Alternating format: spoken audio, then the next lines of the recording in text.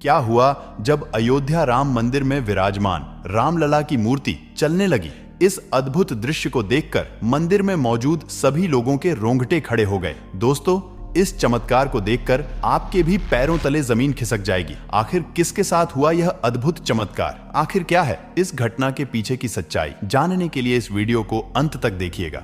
Video शुरू करने से पहले अगर आप एक सच्चे सनातनी हैं और राम मंदिर बनने से बहुत खुश हैं तो कमेंट बॉक्स में जय श्री राम जरूर लिखें। यह घटना उस समय की है जब तकरीबन 500 वर्ष का इंतजार खत्म होने वाला था और प्रभु श्री रामलला के भव्य मंदिर का प्राण प्रतिष्ठा समारोह होने वाला था। सभी लोग बेहद खुश थे क्योंकि यह उन सब कार्य सेवकों का बलिदान का प्रतीक था जिन्होंने हंसते हुए मंदिर के लिए अपने प्राणों का बलिदान दे दिया। लेकिन जब पता चला कि राम मंदिर की प्राण प्रतिष्ठा के लिए 22 जनवरी 2024 का दिन तय किया है तो पूरे देश में खुशी की लहर दौड़ पड़ी। लेकिन सभी लोगों से आग्रह किया गया था कि कोई भी 22 जनवरी के दिन अयोध्या न आए, क्योंकि उस दिन केवल देश की बड़ी बड़ी हस्तियों को ही प्राण प्रतिष्ठा में सम्मिलित होने का न्योता दिया गया था। देश के प्रधानमंत्री नरेंद्र मोदी ने देश के समस्त नागरिकों से 22 जनवरी के दिन दिवाली मनाने की विनती की थी और 23 जनवरी से सभी को अयोध्या आने के लिए निमंत्रण दिया था। लेकिन ऐसा कहा जाता है कि पौराणिक समय में राम मंदिर को बचाने के लिए कई दिव्य साधु संतों ने मुगलों के सामने युद्ध किया और उन्हें एक बार पराजित भी किया।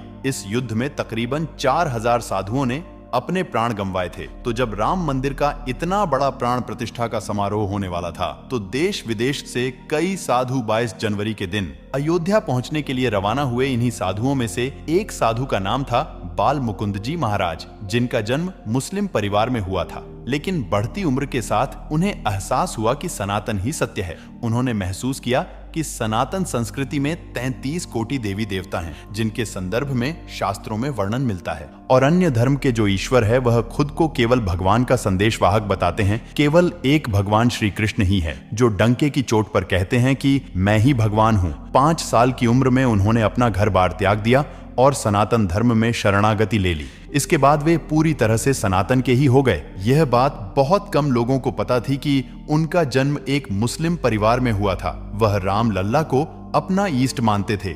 जब वे राम मंदिर के लिए रवाना हुए तो उनके अंदर एक गजब का उत्साह था। वह राम लल्ला की प्यारी मुस्कान को अपनी आंखों से निहारना चाहते थे और अपना आगे का जीवन अयोध्या में ही बिताना चाहते थे। 22 जनवरी 2024 को वह अयोध्या पहुंच गए। वे रामलला के दर्शन करना चाहते थे, लेकिन उस दिन किसी भी आम श्रद्धालु के लिए दर्शन खुले नहीं थे। इसलिए उन्होंने एक दिन का इंतजार किया और 23 जनवरी को वह प्रातः काल ही जाकर लाइन में लग गए। लेकिन जब वह एंट्री गेट पर पहुंचे तब भीड़ की संख्या काफी बढ़ चुकी थी। उस दिन अयोध्या रामलला के दर्शन करने के लिए 5 से 6 लाख श्रद्धालु आए थे। फिर भी राम नाम लेकर वह लाइन में लग गए। लेकिन कहते हैं ना, भगवान कभी भी अपने भक्तों के साथ अत्याचार नहीं करते हैं, वह उनकी परीक्षा लेते हैं। लेकिन जब भक्त उस परीक्षा में सफल हो जाता है तो उनकी नया पार भी लगा देते हैं। ऐसे ही जब बाल मुकुंद जी महाराज दोपहर के समय राम लल्ला के दर्शन के लिए लाइन में लगे हुए थे, तभी वहां पर एक छोटा सा बालक आया जिसने उनका हाथ पकड़ा और एक अन्य रास्ते से उन्हें राम मंदिर के अंदर ले जाने लगा। वे यह चमत्कार अपनी आंखों से देख रहे थे कि कोई भी सुरक्षाकर्मी उस बच्चे को रोक नहीं रहे थे। उन्हें ऐसा लग रहा था मानो वह बच्चा मंदिर के मुख्य पुजारी से जुड़ा हुआ है। कुछ ही देर में वह बच्चा उन्हें राम मंदिर के अंदर ले गया, जहां बाल मुकुंद जी ने राम लल्ला के बहुत अच्छी तरह से दर्शन किए।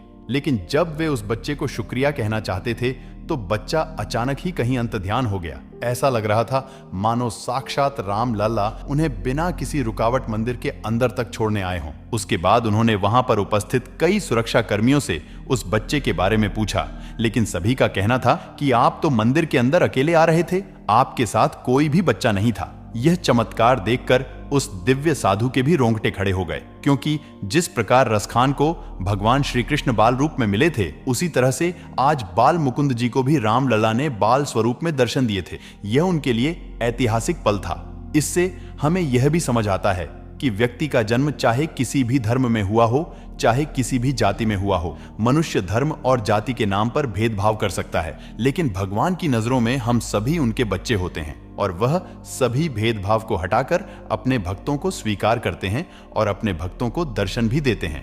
दोस्तों, आप इस चमत्कार के बारे में क्या सोचते हैं? हमें कमेंट बॉक्स में जरूर बताइएगा। अगर आपको यह वीडियो पसंद आया तो वीडियो को लाइक करें, कमेंट करें और इस वीडियो को ज्यादा से ज्यादा शेयर करें। धन्यवाद।